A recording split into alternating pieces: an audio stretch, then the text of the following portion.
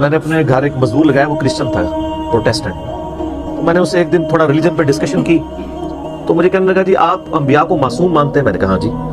تو وہ کہنے لگے ہم تو انبیاء کو معصوم نہیں مانتے. تو میں نے کہا کیوں؟ کہتا جی تورات میں بھی، انجیل کے اندر بھی انبیاء کی غلطیوں کا بیان ہوا ہے، تو کیا قرآن میں نہیں ہوا؟ میں نے کہا یار ہوا تو ہوا ہے. تو کہتا سر آپ نے کبھی سوچا نہیں ہے کہ یہ معصومیت کا عقیدہ نکالا کہاں سے؟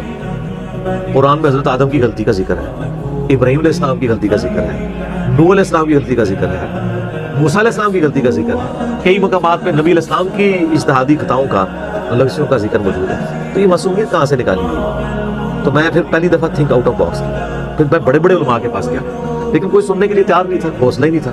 پھر الٹیمیٹلی جب مجھے یہ ساری باتیں سمجھ آئیں کہ معصومیت کا مطلب یہ ہے کہ نبی گناہ نہیں کریں گے، غلطی کا صدور ہو سکتا ہے، غلطیوں سے پاک صرف ایک ہے، وہ اللہ. اب مجھے بتائیں یونس علیہ السلام سے غلطی ہوئی نا، اور کتنا عطاب کہ اللہ طرف آتا ہے کہ یونس علیہ السلام سورہ الصافات مچھلی کے پیٹ سے اس دن نکالے جاتے ہیں جس دن مردے قبروں سے نکلیں گے اگر وہ اللہ تعالیٰ سے معافی نہ مانگتے.